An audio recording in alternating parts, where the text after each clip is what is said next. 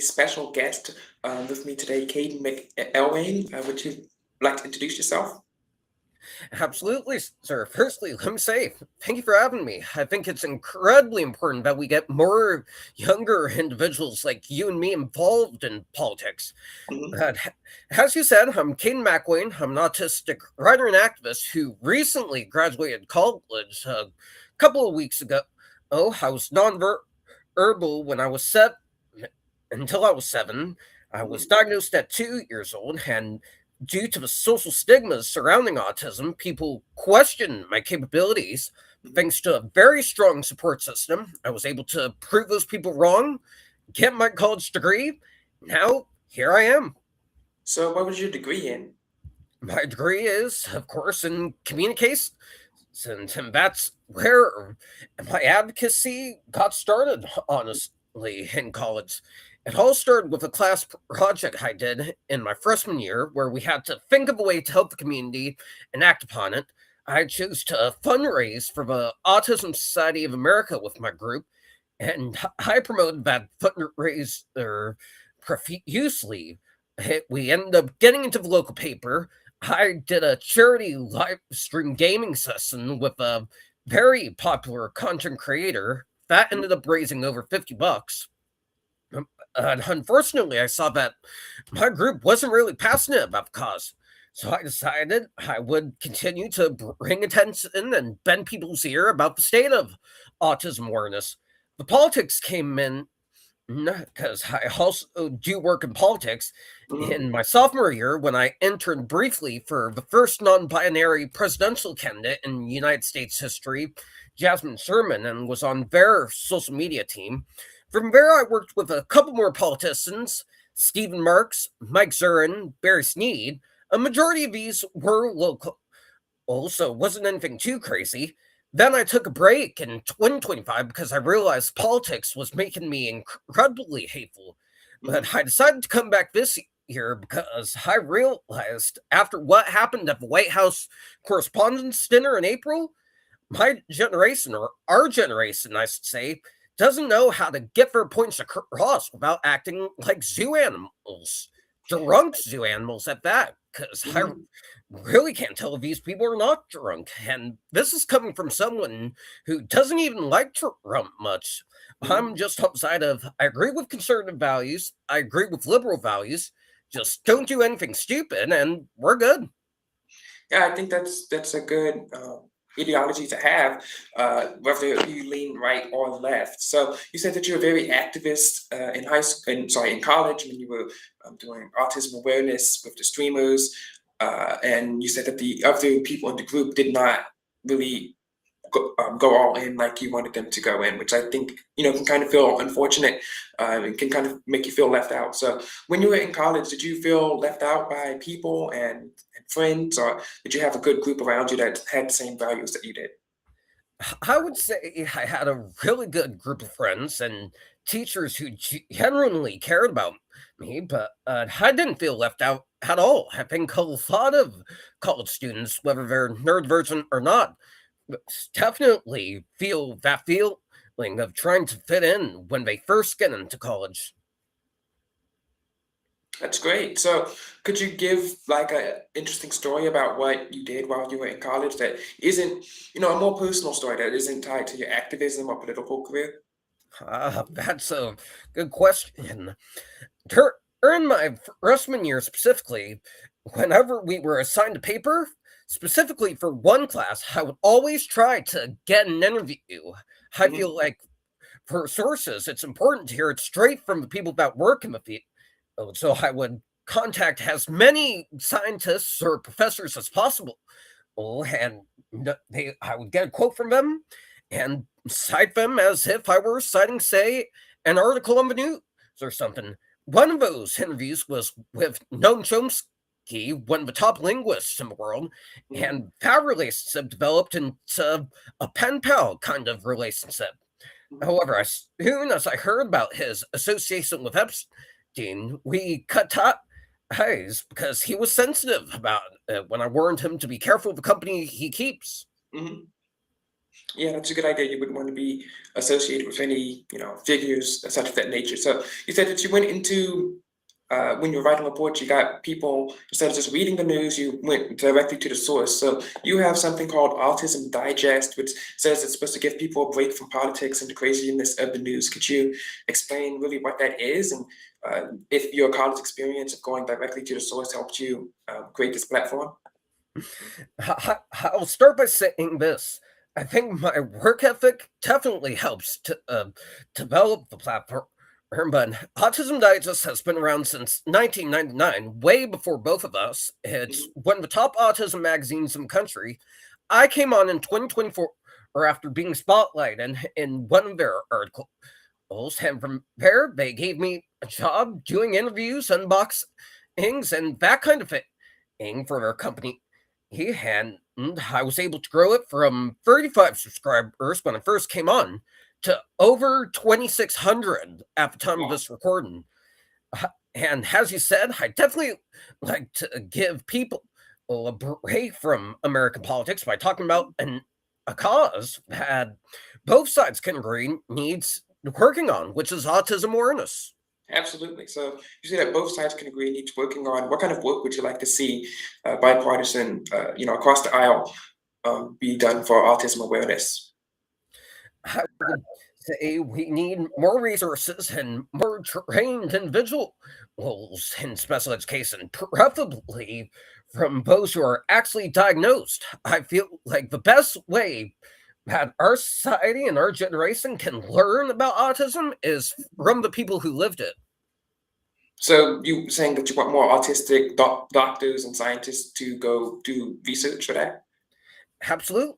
Because the main problem with why there's a lot of stigmas, even still with all the progress we made, Mhm. is because we aren't hearing it from people who lived it. Yeah. So where would you like the funding to come from? Private sources or from, government sources? All of the above. All of the above? Okay. So, speaking of people in the government, we have Health Secretary RFK Jr. What do you think about him and his autism, stances and research that you'd like to see him do? I'll say that he's done a lot of good for the country by taking some of the chemicals out of the foods we eat, many Mhm. of which we shouldn't be eating to begin with.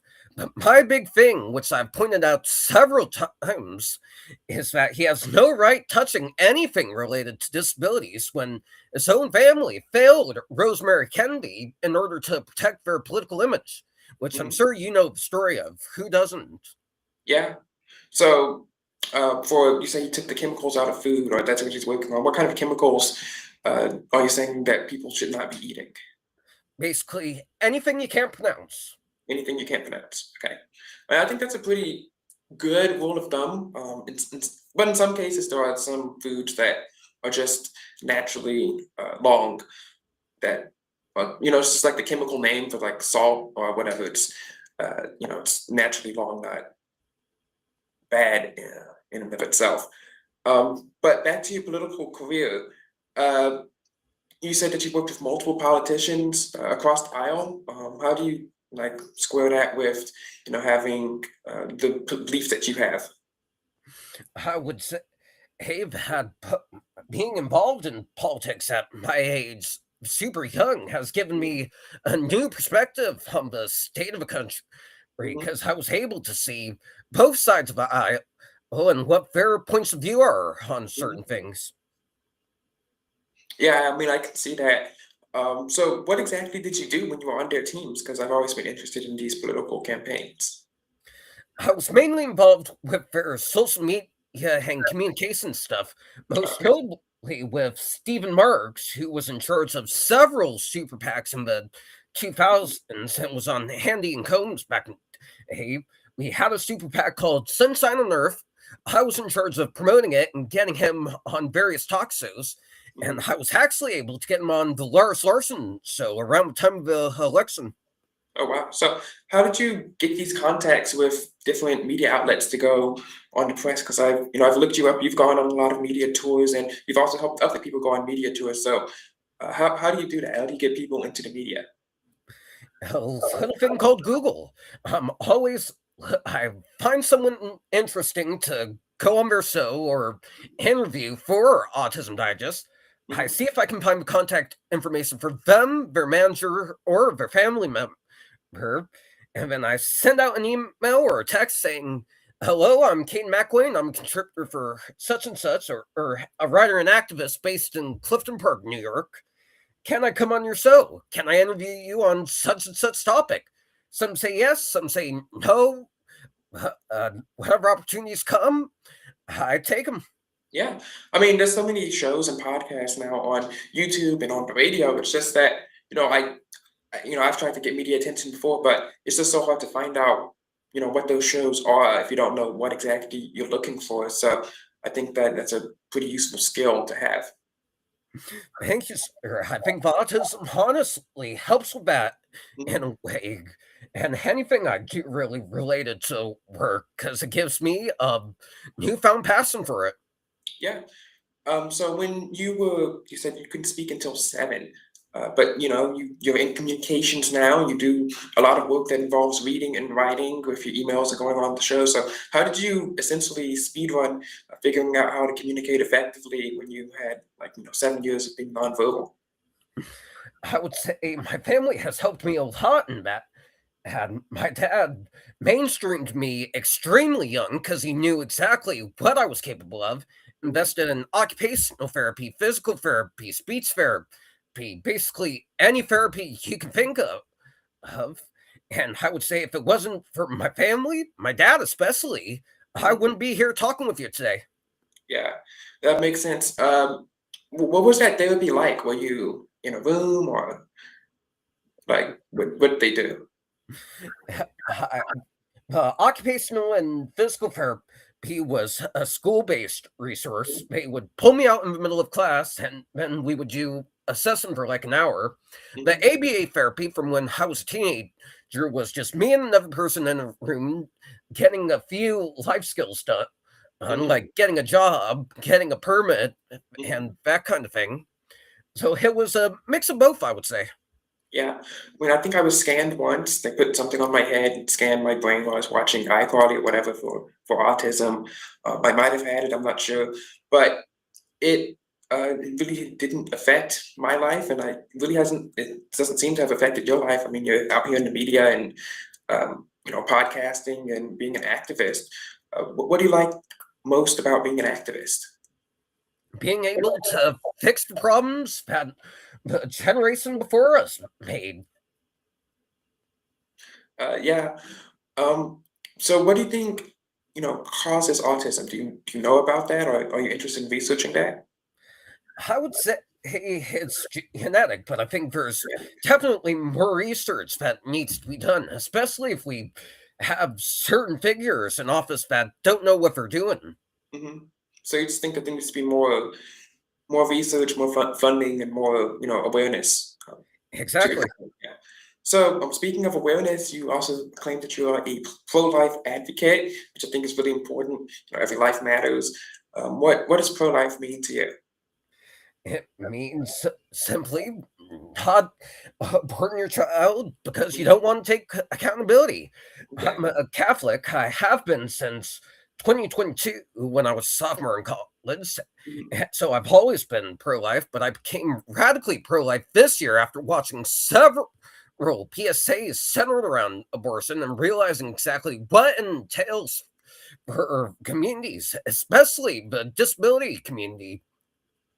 Yeah, it's really tragic. So, are you going to try to help advocate for more anti-abortion policies and more pro-life messaging within your career? As a matter of fact, I have been trying. I've been networking with a couple pro-life groups. Wow. It's been harder since the been the autism advocacy and everything else, but I have a strong tenacity and big stubbornness to Mhm. me that comes from my dad, Mhm. and I never give up until I get the goal. So hopefully something comes out of that. Well, final question here. What do you like? What would you want to accomplish at the end of your life? What would you want to look back on and say would be your biggest accomplishment? I would say being able to inspire people would definitely be a part of it. That's self-explanatory. Mhm. But my main goal right now is securing a position of power in political office. So hopefully by the next election, you see me in that position. So, like a state or house representative? Maybe I want to start locally first. Local? I, Okay. as I said, all my work has involved local politicians within the Mhm. political stratosphere, or a majority of it. And my interactions with them have been incredibly respectful. So I think starting local would keep me humble. Yeah. And so, just to expand on that question, what political office would you want to be like at the very end? Like, you want you to climb up the local ladder? I would say the head of Congress, sadly, East, but if opportunity comes, I could see myself as president. President of the United States. Wow. Well, hope that turns out well for you, and I hope that your advocacy work goes well. It sounds like that you have a good mission going on with your autism advocacy and anti-abortion for life messaging. So I wish you the best, and thank you so much for coming on Truth of the Tech Boy. Thanks for having me.